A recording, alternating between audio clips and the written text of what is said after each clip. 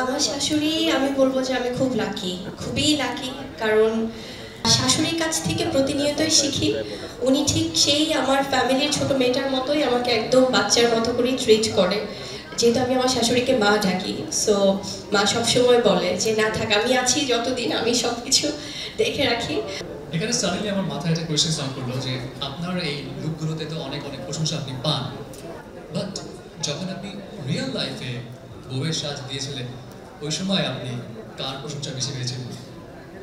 অবশ্যই সেই আপন মানুষটারই। সো ডেফিনেটলি, কারণ হয় কি নিজের কাছে নিজের পরিবারের মানুষদের অ্যাপ্রিসিয়েশনের বাইরে তো আর কিছু না। তো অবশ্যই যখন নিজের ভালোবাসার মানুষটা অনেক বেশি প্রশংসা করে, সেটা বিয়ের দিন হোক বা তারপরে, শুধু বিয়ের দিন প্রশংসা করে শেষ করে ফেলবে তা না, সারা জীবনে প্রশংসা করতে হবে। সো সেটা বরাবরই পাই। Oh, great. আচ্ছা, মোমেন্টস ওই সময় মেয়েদের অনেক রকম নার্ভাসনেস কাজ করে, টেনশনস কাজ করে। অ্যাট দ্য সেম টাইম বিয়ের পরবর্তী সময় শাশুড়ির কাছ থেকে হয়তো কিছু গিফটস পায় বা কিছু উপদেশ পায় যেটা সারা জীবন তারা বই নিয়ে বেড়ায়।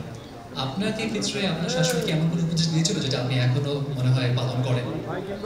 আমার শাশুড়ি আমি বলবো যে আমি খুব লাকি, খুবই লাকি। কারণ আছে না যে মেয়েরা তো মায়েদের কাছ থেকে সবসময় শিখে শিখে বড় হয়। সো প্রতিনিয়ত আমি যেহেতু আমার ফ্যামিলি সবার ছোট, আমার মা কখনো ওই রান্না বান্না বা কোনো কিছু করতে দিতে চায় না, কারণ ভাবে যে মেয়েরা তো শ্বশুরবাড়ি যেহেতু কাজ করবেই। কিন্তু সব কিছু শিখিয়েছে, কারণ মেয়ে মানুষ মানেই রান্না জানতে হবে definitely. So I love to cook. আর শাশুড়ির কাছ থেকে প্রতিনিয়তই শিখি। উনি ঠিক সেই আমার ফ্যামিলির ছোট মেয়েটার মতোই আমাকে একদম বাচ্চার মতো করেই ট্রিট করে।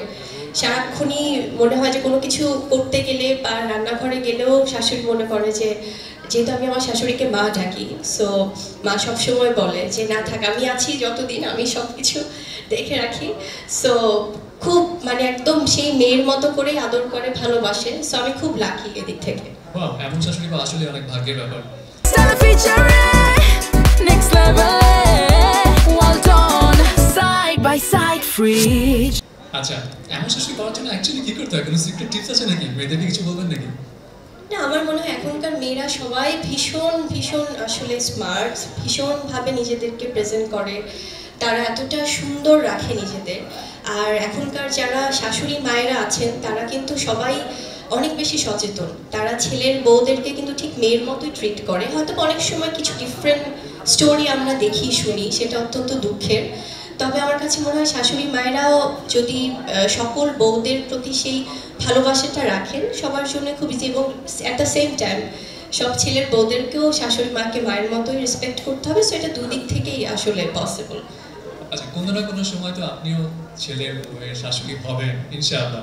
অ্যাট দ্যাট টাইম আপনি আপনার ছেলেকে কি উপদেশ দিবেন মা হিসেবে? আমি তো আমার ছেলের সাথে অনেক বেশি ফ্রেন্ডলি এখন।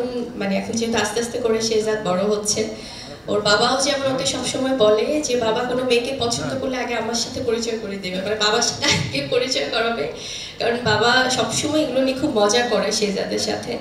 সো আমি খুব ফ্রেন্ডলি। আমি অনেক আল্লাহ যদি তৌফিক দান করে, যদি বাঁচিয়ে রাখে সুস্থভাবে আমাদের সবাইকে, অবশ্যই আমি সেই বন্ধু শাশুড়িটাই হব ছেলের বউয়ের জন্য।